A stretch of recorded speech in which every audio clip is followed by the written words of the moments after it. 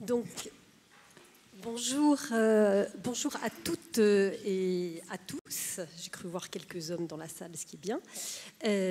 Donc, comme vous le savez certainement, TooGap s'intéresse bien évidemment à l'actualité et plus particulièrement à la place des femmes dans cette actualité. Alors, en cette année olympique, où l'activité physique et sportive a été décrétée grande cause nationale, bien évidemment, on ne pouvait pas imaginer nos assises TooGap sans une table ronde consacrée au sport, d'autant que les valeurs du sport font écho avec celles de TooGap: espoir, émancipation, paix, résilience, empowerment, bien sûr, et transformation. Alors, un constat peut être dressé. Nous sommes encore loin de l'égalité entre les hommes et les femmes dans la sphère sportive, comme en atteste d'ailleurs notre excellent livre blanc qui vous sera présenté ce soir. Et donc, je vous propose, sans plus tarder, avec nos trois invités, nous allons parler de gouvernance dans le sport, nous allons parler de sexisme, de Jeux olympiques, bien sûr, mais encore plus de leur parcours et de leur engagement dans ce milieu sportif qui peut se révéler parfois impitoyable. Donc, j'ai le plaisir d'accueillir Rima Ayadi. Donc, Rima, vous avez démarré la boxe à 26 ans. 4 ans après, vous devenez championne de France catégorie super plume. Puis quelques mois après encore, championne continentale WBA, titre que vous allez décrocher d'ailleurs 3 fois d'affilée. Depuis le 29 février dernier, vous allez pouvoir l'applaudir, Rima est championne d'Europe des poids superplumes, ce qui l'a propulsée numéro 3 mondial, toutes fédérations confondues. Donc ça vaut bien quelques applaudissements. Merci beaucoup. Merci.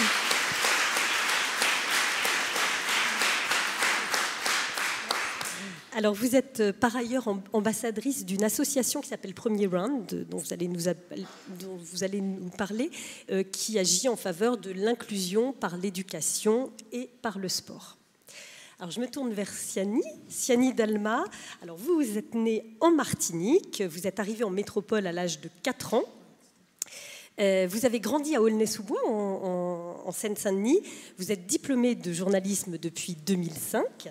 Vous avez commencé votre carrière au sein de François et c'est en 2012 que vous rejoignez l'équipe. Vous êtes aujourd'hui grand reporter à la rubrique foot et vous êtes également membre du bureau de l'association Femmes journalistes de sport. Et enfin, Brigitte Henriquez, alors vous êtes professeure agrégée d'EPS, ancienne joueuse de football de l'équipe de France féminine. Vous avez occupé le poste de vice-présidente au sein de la Fédération française de football en 2017, puis vice-présidente du comité local d'organisation de la Coupe du monde féminine de football de la FIFA en 2019. En 2021, vous êtes élue présidente du comité national olympique et sportif français. Donc ça aussi, ça s'applaudit.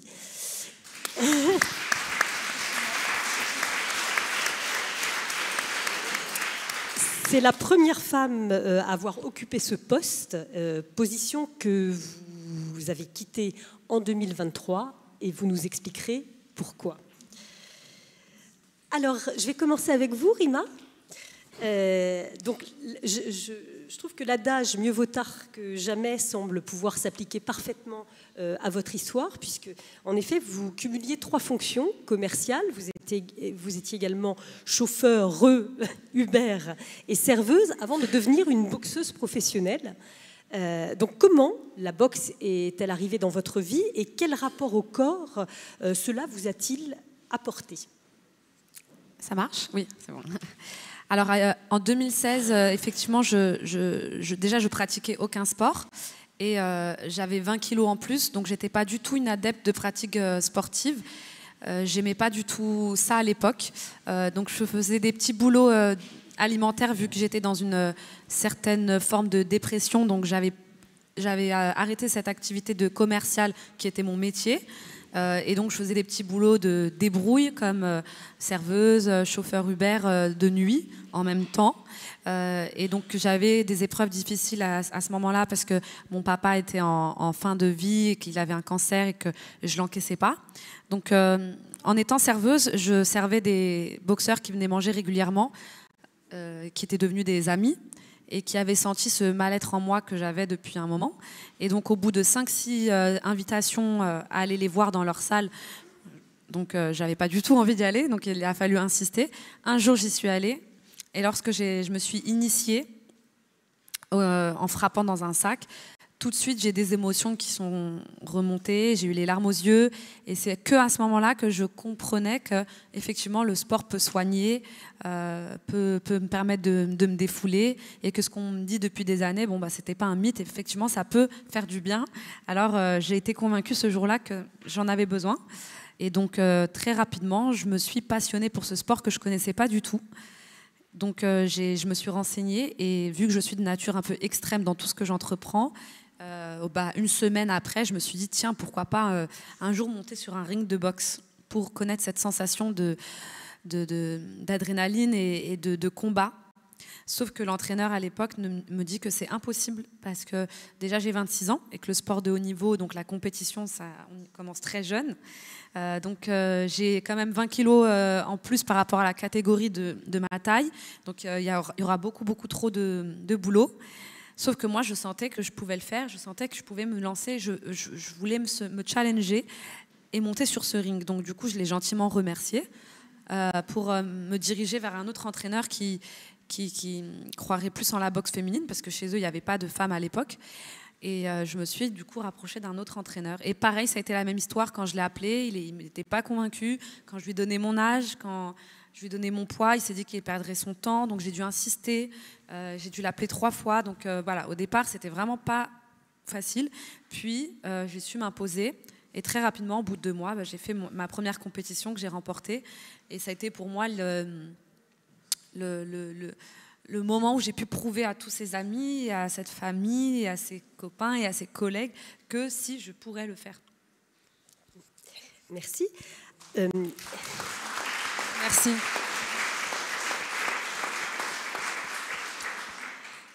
Alors Siani, nous avons tous en tête le documentaire de Marie Portolano intitulé « Je ne suis pas une salope », qui traite de la difficulté qu'ont certaines femmes de s'imposer dans le monde du journalisme sportif. Alors, considérez-vous qu'il y a du sexisme dans votre métier ? C'est difficile de dire le contraire. Bonjour, bonjour tout le monde. J'ai quelques chiffres. Je vais regarder mon anti-sèche parce que j'ai une très mauvaise mémoire des chiffres. J'ai quelques chiffres à vous donner. Avec l'association, on s'est... pardon. Merci, ça marche mieux. D'accord. Plus près. Avec l'association Femmes journalistes de sport, on s'est compté. On voulait savoir combien de femmes il y avait dans cette profession. Et dans le journalisme de sport, il y a 15% de femmes dans les effectifs, 17% en télé, 13% en presse écrite et seulement 9% en radio. Donc ça vous donne un petit peu une idée de ce qu'on vit au quotidien. Et effectivement, dans le documentaire de Marie Portolano, il y avait beaucoup de témoignages de femmes journalistes qui ont vécu des choses atroces, on peut le dire. Et au sein de l'association, on est nombreuses à avoir vécu des situations de sexisme au sein des rédactions dans lesquelles on évolue. Ce documentaire a été très important, a été salutaire aussi pour qu'il y ait une prise de conscience. Ça ne veut pas dire que tout a changé, mais en tout cas maintenant, les responsables des rédactions ne peuvent pas dire qu'ils ne savent pas, qu'ils ne sont pas au courant. Ça, c'est très important. Alors, l'association, elle ne découle pas du documentaire, hein. Elle était déjà en projet en parallèle de ce documentaire. D'ailleurs, Marie ne fait pas partie des fondatrices de l'association. Mais en tout cas, les fondatrices de cette association et le bureau dont je fais partie se sont imposés une mission de faire bouger les lignes, vraiment de faire en sorte que les femmes puissent prendre leur place dans les rédactions de sport. que ce soit plus un bastion masculin. Vraiment, c'est important qu'on soit à notre place dans ces rédactions. C'est très difficile parce que y a beaucoup d'hommes, ça peut être des codes qu'on n'a pas forcément quand on est une femme. Et on se dit que plus il y aura de femmes dans les rédactions, plus il sera simple d'y travailler pour les femmes.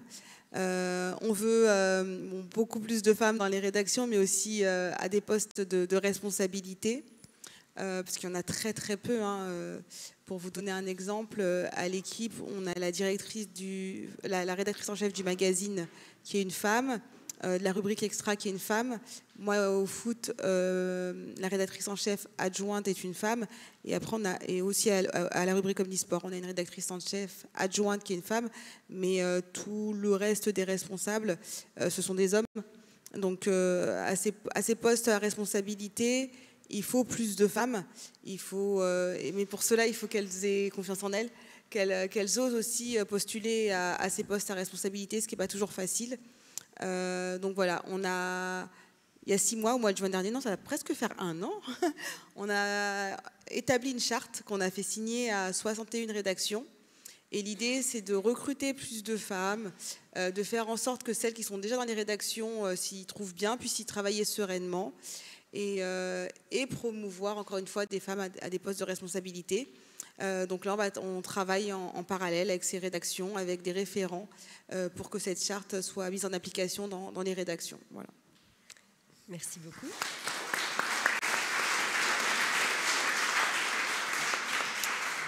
Alors, Brigitte, pourriez-vous revenir sur votre parcours de sportive et également de femme ayant finalement exercé à des postes de gouvernance dans ce monde sportif ? Bonjour à tout le monde. Je suis ravie en tout cas et honorée d'être parmi vous, tout simplement parce que dans le sport, on n'a pas forcément ce réseau et cette sororité, j'ai envie de dire, entre les femmes dirigeantes, tout simplement parce qu'il n'y en a pas beaucoup. En fait, mon histoire, elle est ordinaire, j'ai envie de dire, si ce n'est que j'ai un peu fait tout à l'envers par rapport aux codes et aux stéréotypes qui existaient. Je suis la dernière et la seule fille d'une fratrie de 6 enfants, dont 5 frères avant moi. Donc j'étais quand même très très attendue et donc très très bien accueillie, y compris par mes frères et mes parents. Et puis j'ai pas échappé au virus familial qui était le football. Et donc je suis complètement dès mon plus jeune âge passionnée par ce sport et particulièrement par ce jeu. Ça n'a pas changé. Je suis toujours autant passionnée aujourd'hui parce que j'ai les mêmes sensations que quand j'avais 5 ans et que je jouais. Ça procure beaucoup d'insouciance, beaucoup de joie. Donc je le dis parce que c'est important, parce que parfois on se demande pourquoi on peut être passionné de foot. Moi, c'est vraiment le jeu, en fait. C'est pas les footballeurs, c'est pas les footballeuses, c'est pas l'argent, c'est vraiment le jeu en lui-même.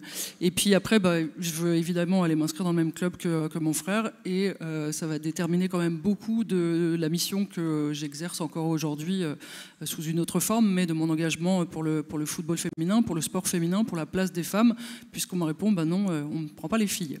Donc il faut que j'attende 4-5 ans avant de déménager pour aller dans une ville, pour ne pas la citer, Poissy, où il y a un club féminin avec que des femmes dedans. Donc l'Aubaine, je deviens donc peu de temps après internationale. Voilà, j'avais 17 ans. Et finalement, durant toute ma vie, je vais être une pionnière, avec bien d'autres, évidemment. On se qualifie pour la première fois avec l'équipe de France pour un championnat d'Europe. Ensuite, je passe tous les diplômes de coach parce que, encore une fois, ce jeu-là, la tactique, enfin tout ce qui va avec l'entraînement me passionne également. Des fois, je ne sais pas bien pourquoi je le fais parce que je ne sais pas si j'ai envie d'être entraîneur. Et puis après, après avoir eu mes 2 filles, j'ai encore envie d'y retourner. Donc, je vais taper à la porte d'un district au niveau départemental pour dire que j'ai envie d'entraîner. Et puis, finalement, c'est souvent comme ça. Il n'y a pas beaucoup de femmes dans le paysage. Donc, on me demande ensuite d'être au comité directeur, puis après de prendre encore plus de fonctions, etc. Et c'est là que je découvre l'envers du décor. Donc, comme le disait un peu Siani, il y a très peu de femmes. D'ailleurs, je suis encore la seule, comme ça a été beaucoup le cas pour moi. D'ailleurs, j'avais l'habitude, parce que dans ma famille, c'était aussi comme ça, parce que j'étais la seule fille. Et je découvre que finalement, on n'existe pas dans le paysage, dans, j'ai envie de dire, l'inconscient collectif, donc évidemment que des hommes à ce moment-là. Et puis, je me dis aussi, cette réflexion-là, il faut vraiment qu'on soit beaucoup plus présente, parce que finalement, il n'y a que quand on vous regarde à la fin de la réunion du comité de direction et qu'on vous dit « Ah, ah oui, c'est vrai, on n'a pas parlé du football féminin. Donc en gros, merci d'avoir été là, parce que sinon on n'y aurait pas pensé. Et puis la fois d'après, on en parlera peut-être avant que tout le monde ait bouclé ses affaires et soit déjà en train de partir. Donc après, comment j'arrive dirigeante? Alors moi, rien n'était prévu comme ça dans ma vie professionnelle. Déjà professeur de PS, même si j'avais eu cette envie de le devenir, parce que j'avais eu une professeure de PS en 6e qui m'a donné vraiment très très envie de faire ce métier, parce qu'elle avait cette capacité, c'est juste pour vous dire un peu ce qui peut donner une vocation de prof ou de formatrice, elle avait cette capacité à vous donner la consigne qui allait faire que quand vous alliez l'appliquer, vous alliez transformer votre conduite motrice et être en réussite. Et ça m'avait, waouh, je m'étais dit, c'est génial, on arrive à faire progresser tout de suite quelqu'un, c'est top. Mais en fait, c'était le seul job qui était compatible avec la pratique de haut niveau et avec le fait d'être joueuse en équipe de France, qu'on gagnait 0 francs. Et c'était des francs à l'époque. On avait 210 francs pour nos frais de téléphone quand on partait au bout du monde. Et puis c'était tout. Et donc, à la suite de ça, finalement, comme je vous ai dit, je passe tous les diplômes, je deviens manager. Et puis, on me demande de devenir secrétaire général de la fédération. Première fois aussi également qu'une femme occupe ce poste. Donc, c'est Noël Le Graët, le président de la Fédération française de football, qui me demande. Et puis après, donc vice-présidente. Et puis après, on en parlera tout à l'heure, je candidate pour être présidente du comité olympique. Mais en tout cas, ce qui est certain, c'est que toutes ces choses-là que j'ai pu faire au préalable, c'est ça qui m'a donné envie. Et finalement, j'avais 2 rêves dans ma vie quand j'étais enfant. C'était de jouer en équipe de France, que j'avais vu un match où des joueuses, alors c'était complètement dingue, il y avait eu un match à Poissy où j'habitais, où c'était un France-Norvège. Et waouh, il y avait aussi des filles qui pouvaient être en équipe de France. C'était un premier rêve, donc j'avais 3. Et puis ensuite, le deuxième, c'était que toutes les petites filles partout dans le monde puissent jouer au foot, parce que c'était pas possible. Moi, j'avais pas pu, mais je voulais vraiment plus que ça arrive. Et donc, quand j'ai eu ces fonctions-là au sein de la FFF, c'était vraiment ça qui me donnait à cœur. Et puis la dernière chose, c'est que quand j'allais jouer aux États-Unis avec l'équipe de France, on est allé plein de fois, on prenait des raclées, on perdait parce qu'elles étaient professionnelles et pas nous. Et surtout, ce qui m'avait marqué, et là ça m'avait fait vraiment rêver, je me disais waouh, les États-Unis c'est le paradis du football féminin, ils sont 4 millions de licenciés, quand nous à mon époque on était 25 000. Et juste pour vous faire sourire, aujourd'hui on est 250 000, c'est juste incroyable en l'espace de 20 ans. Et je me disais, j'aimerais trop moi aussi que quand on joue, les stades soient remplis, les joueuses elles signaient des autographes, il y avait des escortes, il y avait plein de petites autour du stade qui jouaient avant pour vraiment faire le show, j'ai envie de dire. Et je me disais, wow, mais c'est pas possible, pourquoi c'est pas comme ça en France, et quand est-ce que ça sera comme ça en France? Et voilà, et ce rêve il a été réalisé, puisqu'en 2019, même si on l'a pas gagné cette Coupe du Monde avec la France, voilà, les stades ont été remplis pendant près d'1 mois, et le regard sur le football féminin a définitivement changé, parce que ça a été un spectacle très populaire, et ça a fait, même en dehors des frontières, augmenter le nombre de téléspectateurs comme jamais on avait pu le voir, avec 30 000 téléspectateurs au Brésil. Chez nous, on est monté jusqu'à 10 millions de téléspectateurs. Pour donner un ordre d'idée, par exemple, un match de rugby, c'est 5 millions de téléspectateurs, dont là, on explosait vraiment tout. Et voilà un peu le sens, j'ai envie de dire, de ma vie, parce que tout, finalement, c'est imbriqué de cette manière-là. Et c'est pas un parcours de joueuse, c'est plus et de dirigeante, c'est plus en fait une mission de vie, j'ai envie de dire. J'ai l'impression que c'est pour ça que je suis venue, en fait, aussi. Ça mérite des applaudissements.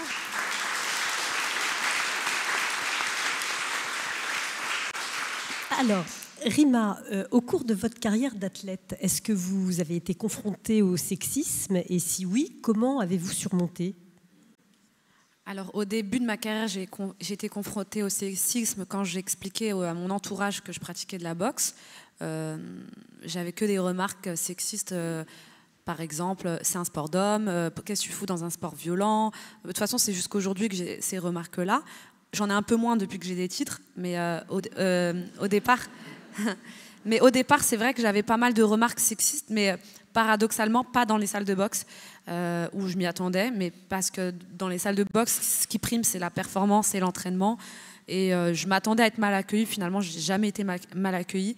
C'est plutôt l'entourage non sportif qui a ces clichés-là que la femme ne doit pas faire un sport de combat. Ou du moins, si elle le fait, ça doit être un garçon manqué. Donc ça, c'est vraiment malheureusement ancré. Et actuellement, oui, je le subis, même en ayant des titres dans le sport de haut niveau.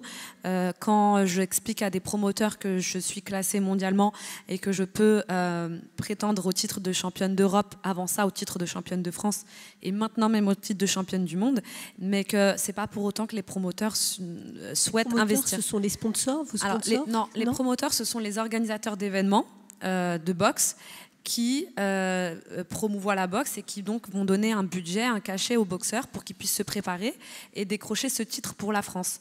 Sauf qu'aujourd'hui, ces promoteurs-là ne veulent pas investir sur les femmes, donc sur zéro. Moi, j'ai même pas quelques chiffres à vous donner, on est sur zéro. Donc voilà. Donc moi, ce que j'ai fait, c'est que j'en ai eu marre de subir cette situation. Et c'était soit j'attends que, comme le foot, là, bien heureusement, aujourd'hui, on a des très beaux chiffres à donner. Donc soit j'attends des années, mais j'ai pas ces années, parce que j'ai quand même commencé à 26 ans. Donc je peux pas attendre qu'une vague passe. Donc voilà, soit je regarde ce qui se passe, ou soit je deviens moi-même promoteur et je les concurrence. Et c'est moi-même qui organise mes propres événements. Donc aujourd'hui, merci. Merci beaucoup.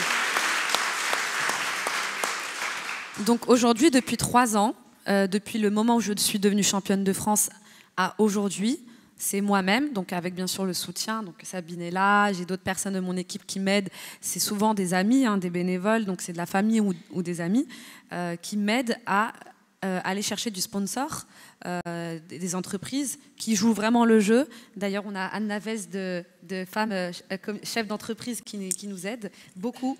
FCE Monde qui m'ont permis de financer une partie de mon dernier combat, donc de mon titre européen. En fait, sans ces soutiens financiers-là, je ne pourrais pas boxer. Ou alors, j'attendrais qu'on m'appelle et ce n'est pas le cas. J'espère qu'il y en aura plus à l'issue de cette table ronde. Oui, le positif, c'est quand même qu'il y en a pas mal qui jouent le jeu, parce qu'il y a ceux qui vont du coup avoir les mêmes valeurs que moi et qui veulent promouvoir le sport féminin.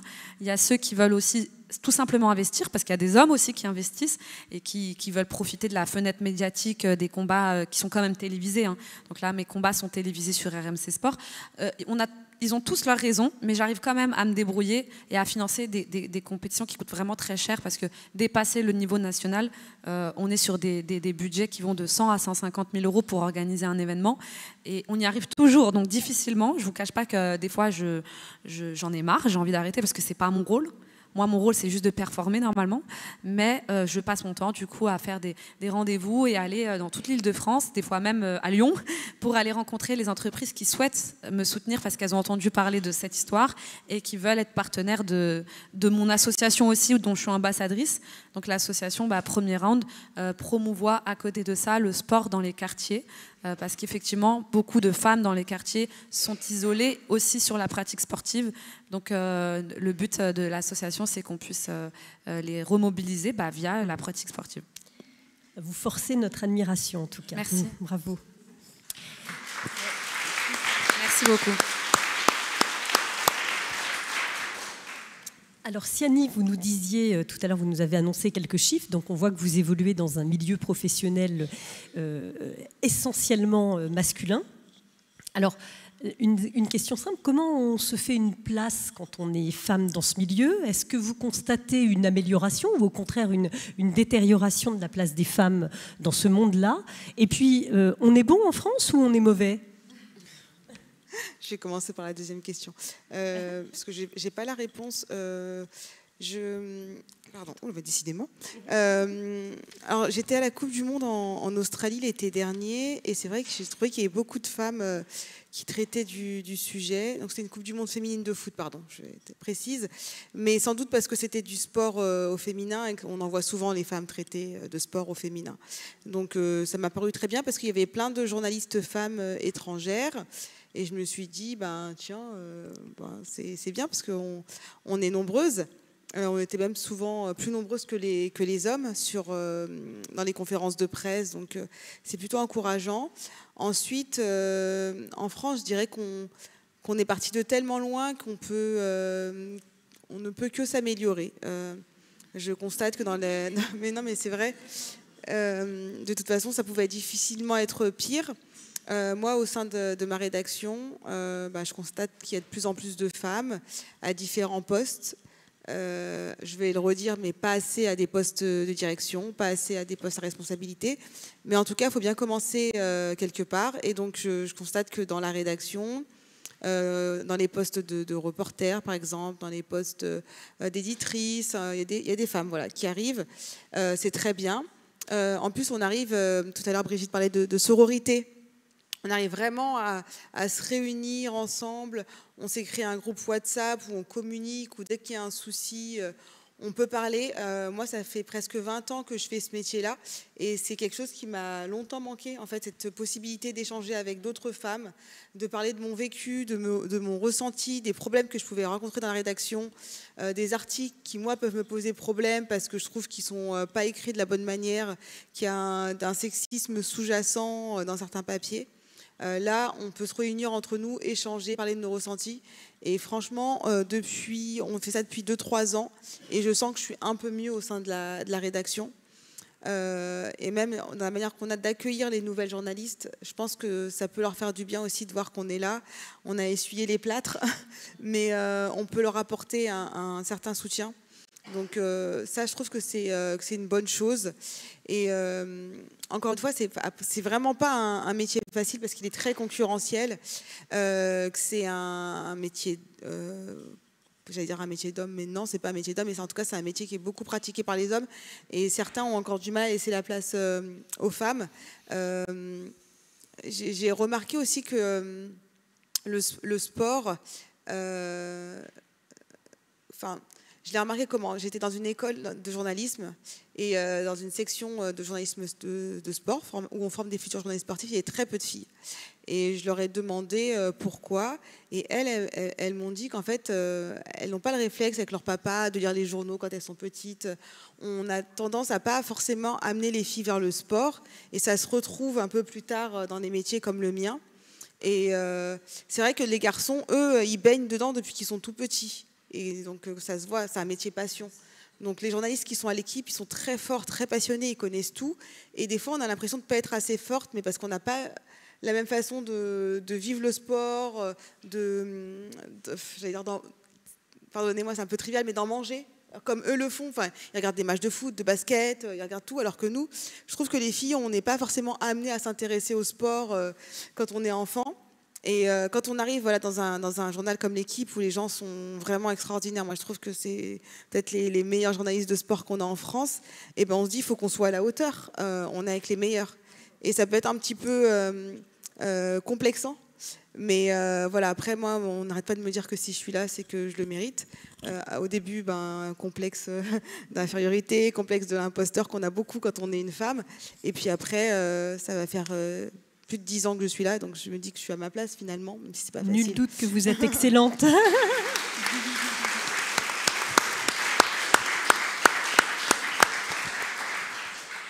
Alors Brigitte, est-ce que vous considérez le sport comme un outil d'empuissancement, empowerment en anglais, et de transformation pour les femmes? Et si oui, pourquoi? Ou sinon, pourquoi?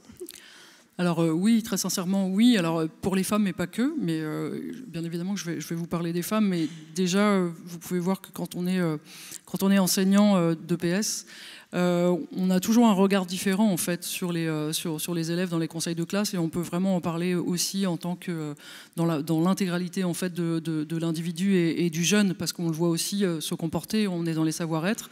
Et j'ai envie de dire que le sport pour les femmes, bien sûr que ça permet à des femmes que le sport soit un terrain d'expression. Le sport, c'est le dépassement de soi, c'est le goût de l'effort, c'est aussi dans les sports collectifs des moments où on va pouvoir expérimenter la solidarité, le partage, l'entraide, etc. Et donc, oui, c'est probablement un vrai levier pour les femmes dans la mesure où ça peut être le seul moment d'expression de vraiment qui elles sont.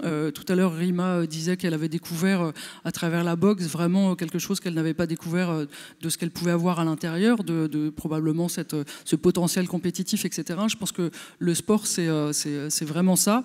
Et encore une fois, moi, je sais que peut-être on n'y croirait pas là, mais quand j'avais entre 14 et 17 ans, j'étais d'une timidité incroyable. Je parlais à personne dès que je parlais à personne en tout cas de gens que je connaissais pas. C'était surtout dans mon club avec les personnes avec qui j'étais que je parlais beaucoup, je m'exprimais beaucoup. J'étais toute rouge dès qu'on me parlait, et c'est vrai que en fait le sport m'a aidé à dépasser ça, parce que j'étais en réussite, parce que non pas que j'étais pas en réussite aussi à côté, mais en tout cas là je me sentais dans un endroit dans lequel je pouvais exprimer mon plein potentiel. Très bien. Rima, pour vous justement, quelles sont les valeurs que le sport véhicule et comment peuvent-elles s'appliquer ces valeurs à la gouvernance ? Alors déjà la discipline, on ne peut pas performer dans le sport de haut niveau sans discipline, on le sait. La détermination, le courage. En fait, toutes les valeurs du sport sont, si on regarde bien, les valeurs dont on a besoin effectivement même en entreprise ou dans la gouvernance, en fait à n'importe quel poste de direction. C'est pour ça que souvent en ce moment, depuis quelques années, il y a cette mode du sport en entreprise et dans des activités team building, c'est que c'est étroitement lié. Et moi je dis souvent que ce qu'on vit dans un combat de boxe, dans un sparring, dans un entraînement de boxe, on le vit dans la vie au quotidien. C'est-à-dire qu'on est en train de se battre, parfois on est en position de vainqueur, parfois on se sent soumis par la force de l'autre, donc comme dans la vie par les épreuves, par la complication de tout ce qu'on peut vivre au quotidien.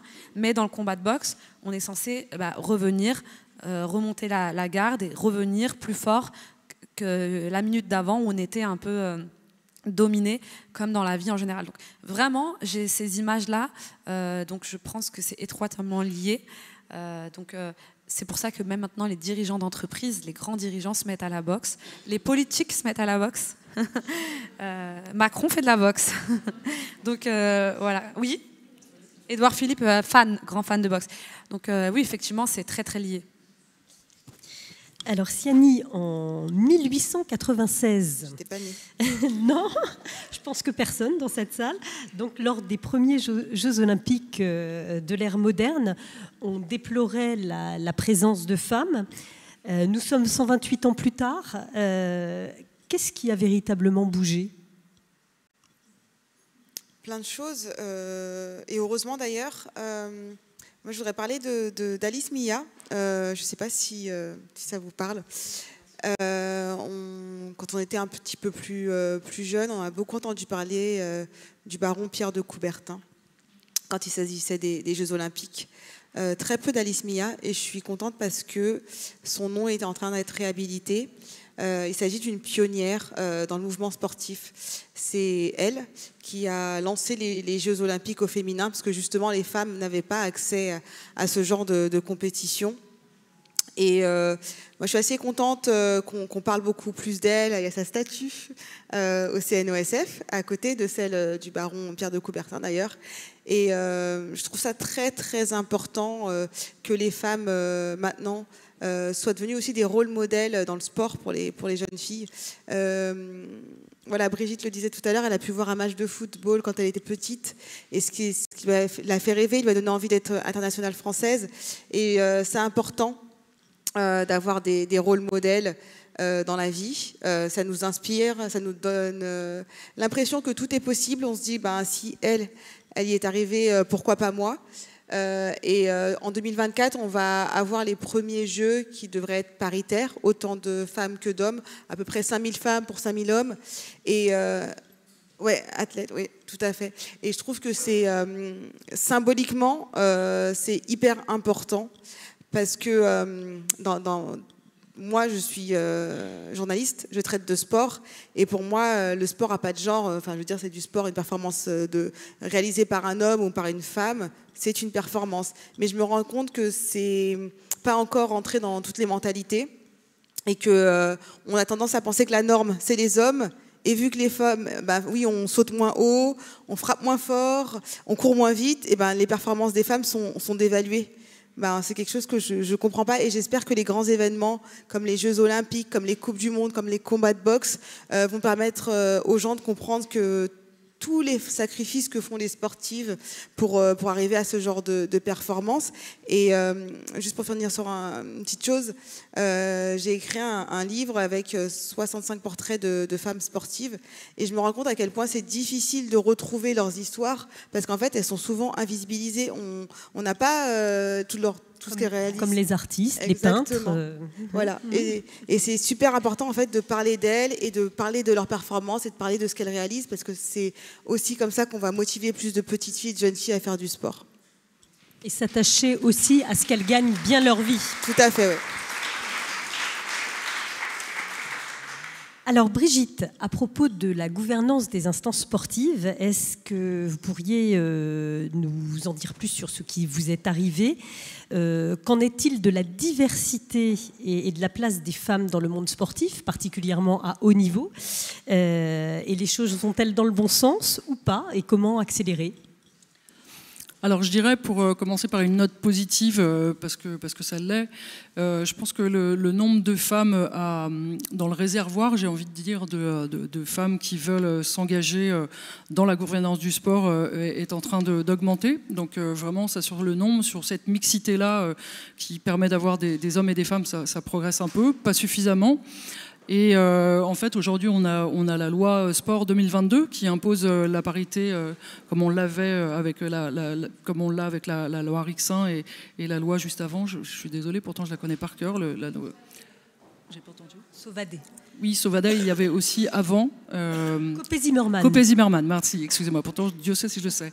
Donc nous, on vient d'avoir ça en 2022 avec l'obligation d'avoir la parité là en 2024 pour les prochaines élections pour les comités nationaux et en 2028 pour les comités régionaux. Et en fait, en 2012, donc c'était Valérie Fournéron qui était ministre des Sports, il y a eu l'obligation pour les fédérations d'avoir des plans de féminisation justement pour enclencher ce mouvement-là. Évidemment, comme ça l'est, j'imagine, pour vous, il a été imposés, ces quotas-là ont été imposés en 2022 parce que ça ne va pas assez vite. Et là, je peux vous dire que pour 2028, dans les comités régionaux, si jamais il n'y a pas la construction et qu'il n'y a pas un accompagnement pour justement faire en sorte qu'on arrive à de la parité effective et non pas juste quelque chose qui n'aurait aucun sens, il va falloir vraiment se bouger. Pour votre information, il y a 110 fédérations, 36 fédérations olympiques. Alors quand je vous parlais de réseau tout à l'heure, fédération olympique, il y avait 3 femmes, il n'y en a plus que 2. Donc ça va vite pour faire le réseau sur les fédérations olympiques. Et quand j'étais à l'international aux Jeux de Tokyo, par exemple, mes homologues femmes, il y en a 26 par rapport à plus de 200 comités nationaux. Donc voilà, ça va vite aussi. Et c'est vrai qu'alors là, pour le coup, la sororité entre les présidentes de fédérations et les présidentes de comités nationaux, elle était présente. Mais après, le réseau dont je vous parlais, vraiment de toutes les autres femmes, c'est plus compliqué à créer. Donc où nous en sommes déjà, comme je vous le disais, que ce soit pour joueuses, coach, etc., dans plein de disciplines, on ne faisait pas partie du paysage. Pour ce que Siani a dit, on a dû avoir vraiment des femmes qui se battent pour qu'on puisse pratiquer, mais bien évidemment pour accéder aux autres postes, et ça c'est le reflet de la société, c'est pareil, la place est pareille. Au niveau des chiffres, pour la parité en 2024 au comité national, il manque 300 femmes, donc le comité olympique a créé le club des 300 femmes dirigeantes pour justement aller les chercher, les identifier, les valoriser. Alors moi je refuse d'employer le terme de former. On n'a pas besoin de former les dirigeantes, on ne forme pas les dirigeantes. Donc je ne vois pas pourquoi on formerait les dirigeantes. On doit les accompagner parce qu'il y a ce petit coup de pouce parfois à les donner. Et j'étais aussi moi dans ce cas-là. Et au niveau régional, il manque 3000 femmes. Donc vous voyez, 4 ans pour aller trouver ces 3000 femmes. Et surtout faire aussi en sorte que les présidents, qui sont majoritaires dans les fédérations, mais aussi au niveau des comités régionaux, quelles que soient les disciplines, en fait, ils aient une vraie conviction. Parce que la place des femmes dans le sport, ce n'est pas une histoire de femmes. Et d'ailleurs, partout dans les structures, la gouvernance, c'est une histoire d'hommes et de femmes. Et je sais, dans les mesures qui ont été aussi proposées par Tougap, que nous, c'est pareil. En fait, s'il n'y a pas une impulsion politique, notamment d'hommes, mais aussi de femmes, mais surtout d'hommes, qui croient en la plus-value vraiment d'avoir cette alchimie homme-femme dans les structures pour être plus performants, et pour toutes les raisons qu'on connaît, ça ne marche pas. Donc s'il n'y a pas cette impulsion politique, on a besoin. Donc, j'ai envie de dire, ça avance pour la mixité, vraiment, donc ce réservoir d'hommes et de femmes qui vont être dans les comités de direction. Après, pour en revenir à ce qui m'est arrivé, alors ce qui est assez drôle, c'est que je me suis rendu compte que partout où je racontais un peu cette histoire-là, finalement, je retrouve plein de femmes qui me disent, moi aussi, il m'arrive exactement la même chose, sauf que Ça se sait pas vraiment, mais quand on me demande quel titre il faut donner pour moi-même quand j'interviens, je leur dis c'est pas compliqué. Première femme présidente du comité olympique et sportif français, élue 2021, achevée 2023. Voilà, c'est parce que c'est vraiment ça. Alors après, bien évidemment que j'ai pas tout bien fait et je pense qu'on fait pas toujours tout bien. Ce qui m'est arrivé, c'est assez simple. Je pense que vous reconnaîtrez dans mon parcours. Moi aussi, comme beaucoup d'autres, je pense, j'ai ce syndrome de l'imposteur et c'est très compliqué pour moi d'aller de moi-même candidater à un poste de présidente, que ce soit à la Fédération française de football ou au comité olympique. Et puis là, l'aubaine, en fait, j'y étais depuis 4 ans en tant que vice-présidente au comité olympique. Et on me dit, en décembre 2020, on me dit « Tu ferais une bonne présidente ». Le truc, donc mon prédécesseur me dit ça, 2-3 présidents me disent ça. Et puis moi, je ne savais pas vraiment si j'allais rester un 3e mandat à la Fédération française de football. Et j'aimais bien, en fait, le fait de pouvoir aller au-delà du foot et d'avoir tous les sports, parce que je suis passionnée par vraiment la pratique sportive en tant que telle. Et c'est le petit coup de pouce, vous savez, qui vous dit en tout cas pour moi, vas-y. J'étais contente. Puis en plus, je suis élue au premier tour et je suis pas dupe. Je sais bien que quand quelqu'un vous soutient, et là je parle de manière générale, c'est pas gratuit. On sait bien que la politique c'est pas comme ça. Il y a des deals induits, ils sont pas vraiment dits. Et puis après, vous vous rendez compte qu'il y a des deals qui sont induits, mais après vous vous rendez compte aussi qu'il y a des codes. Et alors moi j'ai fait comme d'habitude, c'est-à-dire qu'il y a des endroits, peu maintenant, mais où j'ai pas complètement confiance en moi, notamment sur le statut, où ça a toujours été un peu compliqué d'endosser le costume de vice-présidente, de présidente, parce que pour moi c'est pas ça le sens, c'est le pouvoir d'agir. Et ce pouvoir d'agir, par contre, alors là j'ai confiance en 4000%, et quand on fixe des objectifs, je sais qu'on va les atteindre. Et je sais pas le chemin, mais en tout cas je sais qu'on va y arriver. Ça c'est un peu l'héritage de la pratique sportive, où on se dit tout est possible et on peut y arriver. Et puis, allons-y. J'expérimente aussi en tant que numéro 1, et c'est ça que j'ai aimé, c'est de pouvoir expérimenter ce que je n'avais pas vécu à la Fédération française de football, donc de la gouvernance partagée, parce que moi j'adore ça, je viens d'un sport collectif, donc gouvernance partagée. On construit le projet pendant la campagne, donc on a une vision globale de ce qu'on veut faire tous ensemble. Du coup, je nomme les personnes qui ont été très très partie prenante dans les débats pour cette vision-là à mon bureau exécutif, paritaire pour la première fois. Pareil, il n'y avait pas beaucoup de femmes qui étaient directrices, donc il y en a qui montent pour devenir directrices. Les commissions, c'est des hommes, des femmes, etc. Et puis, on bouge un peu, on secoue un peu le cocotier, puisqu'au bout de 2 mois, on me dit « Oui, mais toi, tu es athlète de haut niveau, tu vas trop vite. » Oui, mais en fait, on est à 2 ans des Jeux, et là, l'héritage, franchement, sur le projet, sur l'action, sur le fait de réussir le projet, c'est quand même vraiment important. Je sais qu'il y en a plein qui se reconnaissent dans ce que je suis en train de raconter. Et donc, mon expérience de présidente du comité olympique, à 80%, elle est extraordinaire. Vraiment, j'ai vécu des choses fabuleuses, que ce soit avec les athlètes, que ce soit avec mon bureau exécutif paritaire. Enfin voilà, c'était vraiment des moments fabuleux, plein d'autres choses. Mais c'est vrai que j'ai consacré 80% de mon temps sur le projet, parce que pour moi, les objectifs, c'était de réussir ce projet-là, cette vision-là, de changer la place du sport dans notre société, et évidemment, vous doutez bien de changer aussi la place des femmes et le fonctionnement et de professionnaliser. Oui, mais sauf qu'en fait, sur un poste comme ça, à 2 ans de jeu, il fallait faire 80% de politique. Pas la politique telle que moi je l'entendais, dans le sens de être proche des gens du terrain, des territoires, etc., d'être à l'écoute pour changer le quotidien dans le sport par rapport à ces acteurs de terrain-là. Mais non, ne pas faire de vagues, traiter tout le monde. Et là, par rapport à ça, à un moment donné, c'est soit vous restez aligné avec ce que vous êtes, soit, par exemple, sur les deals induits, vous allez sur des deals qui sont plus qu'induits, qui sont des deals... non, moi je ne voulais pas y aller, je n'avais pas envie de faire ça. Donc, voilà. Et donc, là, on se rend compte, et je serais très contente de partager ça dans mes futures occupations, pour faire gagner beaucoup de temps, sur la stratégie politique de ces hommes qui sont en place, et quelques femmes bien évidemment, mais de ces hommes qui sont en place depuis des lustres, puisque nous, on n'y était pas. Waouh, comment ils sont trop forts! Alors là, la stratégie, je peux vous dire, la stratégie politique pour vous tuer, waouh, c'est champion olympique et championne olympique. Et après, je voudrais juste terminer pour dire quand même, maintenant j'ai complètement fait le deuil de tout ça et tout va bien et je vais repartir dans mon engagement justement pour justement la place des femmes dans le sport, dans la gouvernance, etc. Mais ce qui a été très dur, en fait, c'est ça aussi. Les médias, ils jouent un rôle très, très important.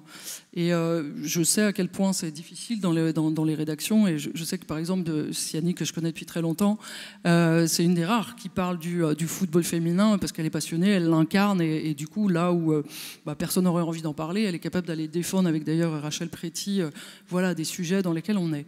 Mais alors là, ce qui était encore dingue, c'est que dans la stratégie politique, il y a des médias qui sont aussi complètement partie prenante pour vous tuer avec eux. Et alors nous, chez nous, c'était simple, ça faisait tel média... Alors non, ça faisait d'abord communication politique, donc tous les acteurs de l'environnement, ils recevaient un courrier, hop, où on balançait. Après, c'était sur Internet, il y avait un autre blog, hop, direct, on avait. Et alors, s'il y avait le blog 2 heures après, ça veut dire que le lendemain matin, c'était dans un autre journal dedans. Et alors ça faisait vraiment partie du truc, quoi. Et le seul regret que j'ai, c'est que finalement, ça... Encore une fois, j'ai une responsabilité, il y a des choses que j'ai pas bien fait. Mais ça a révolté personne, en fait. Et donc, on est à 2 ans des Jeux.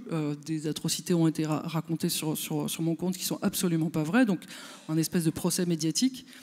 Et en fait, ça a heurté pas grand monde. Et moi, j'ai dû me remettre pendant 6 mois parce que j'avais été salie. Et la seule chose que je voudrais dire pour terminer, c'est quelle irrationalité dans ce qui s'est passé. Et ça dérange profondément parce que ça veut dire qu'on aura beau faire tout ce qu'on veut, quand c'est irrationnel, de toute façon, ça tombe dessus, ça m'est tombé dessus, mais ça peut tomber sur n'importe quelle personne. D'ailleurs, à d'autres de niveaux, hommes ou femmes confondus, mais quand même, je trouve que les femmes, on est quand même les bonnes cibles quand on arrive numéro 1. Voilà. Mais il faut garder l'espoir parce que je suis certaine qu'on sème quand même des graines et que ça servira pour les autres. Moi, je suis née pour être pionnière, donc il n'y a pas de souci.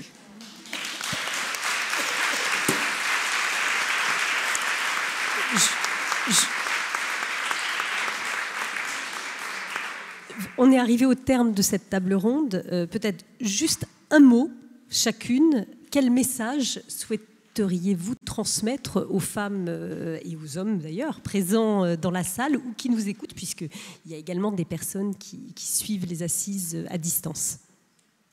Rima, vous commencez ? Oui, moi c'est un peu ma devise, c'est que personne ne doit décider pour nous et que quand on veut une place, il faut aller la chercher, la prendre, sans demander la permission, mais bien sûr en travaillant et défoncer les portes.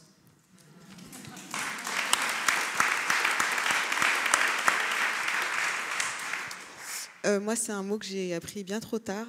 À mon avis, c'est sororité. Vraiment, je pense que quand une femme gagne, toutes les autres gagnent aussi. Donc, il ne faut pas qu'on soit en concurrence les unes avec les autres. Il faut plutôt qu'on s'entraide et je suis sûre que ça aidera toutes les femmes. Voilà, tout simplement.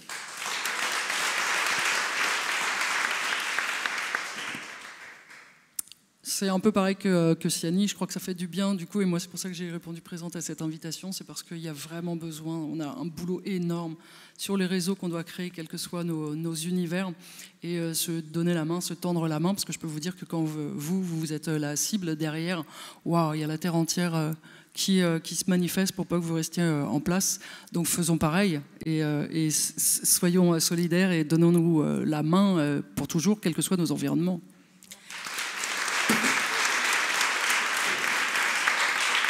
Alors, on n'a pas beaucoup de temps parce qu'on est très en retard, mais s'il y a une ou deux questions... Non, pas de questions. Ah bon, alors excusez. Vous avez la chance d'avoir ces 3 belles personnalités avec nous, donc vous profiterez d'elles un petit peu plus tard.